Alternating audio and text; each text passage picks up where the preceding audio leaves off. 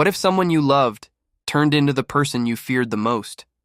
What if he died, but you're sure he's still there, following you, watching every step you take, unseen? This isn't a ghost story. It's a tale of terror, a story about control, manipulation, and revenge that can't be seen with the eyes, but can be felt in every breath you take.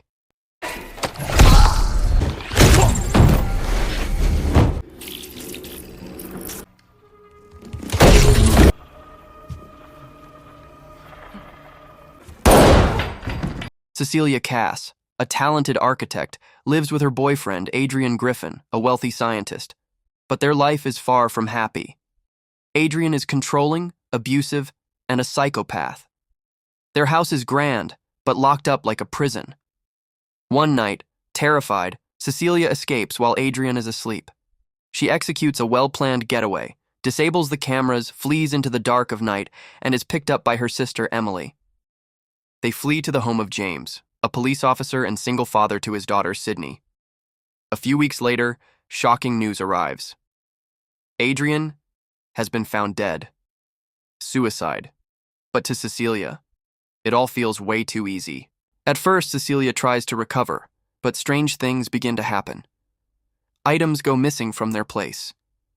The stove turns on by itself. She feels someone watching her when she's alone. When she tries to attend a job interview, her portfolio documents go missing, tampered with by someone. Things get worse. Sydney, James's daughter, is slapped by something. But who's blamed? Cecilia. James gets angry and tells Cecilia to leave his house. She starts to believe Adrian isn't dead, and as an optics scientist, Adrian must have found a way to make himself invisible. But who would believe her? Everyone thinks Cecilia is going crazy. Cecilia investigates Adrian's old house and finds a special suit that renders the body invisible, like an advanced optical camera system. But when she tries to take the evidence, someone attacks her. She barely survives. Everything escalates when she goes to dinner with her sister Emily. They begin a serious conversation when a knife suddenly floats up and slits Emily's throat, right in front of Cecilia. Cecilia is arrested, accused of murdering her sister. She's sent to a psychiatric hospital, where she receives shocking news. She's pregnant. And the person paying for her legal defense? Tom Griffin, Adrian's brother.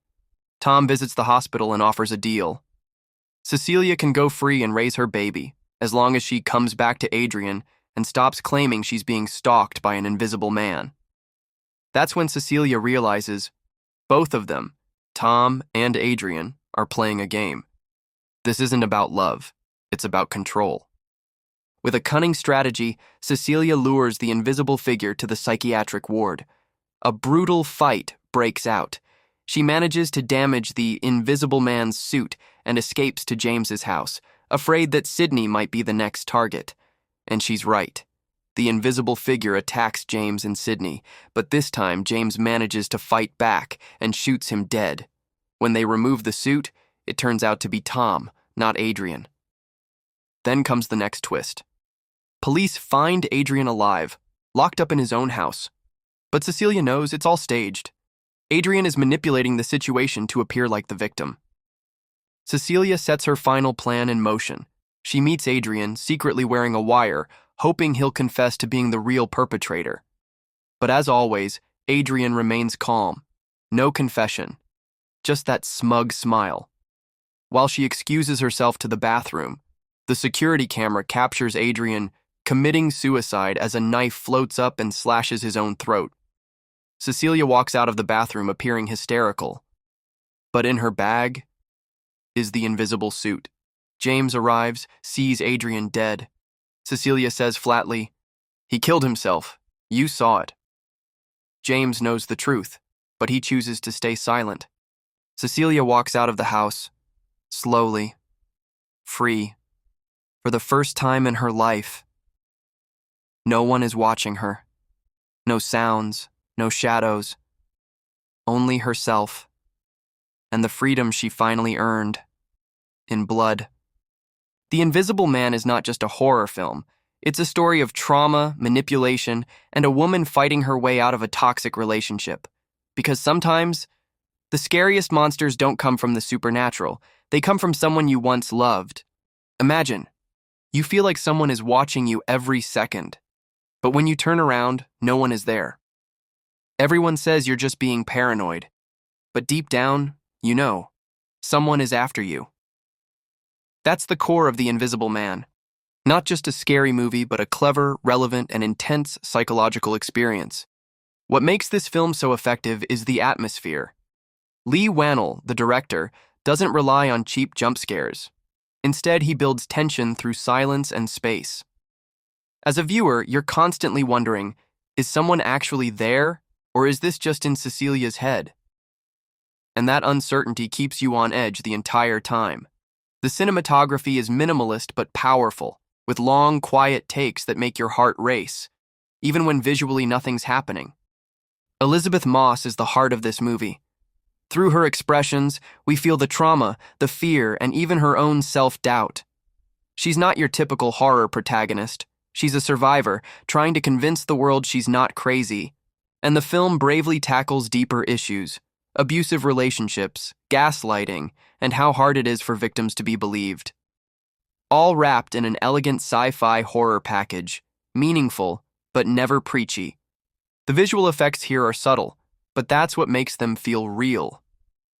Footprints on the carpet, a door slowly opening, a blanket suddenly being pulled away.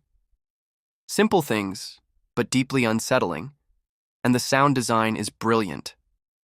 Sometimes just the sound of breathing or faint footsteps is enough to grip your nerves more than a scream would. The Invisible Man doesn't rely on loud noises. It plays with feeling, fear, helplessness, and the loss of control. This isn't a horror film for those looking for gore or ghosts, but if you're into emotional depth, social commentary, and psychological tension, this one is a must-watch. The Invisible Man proves that modern horror can still be terrifying, not through loud scares, but through atmosphere, meaning, and strong storytelling. Because sometimes, the scariest thing is the one you can't even see. If you've seen this movie, let me know what you think in the comments. Did you also feel like, maybe, he's still there? Don't forget to like, subscribe, and comment below. Do you think the ending was fair or too dark?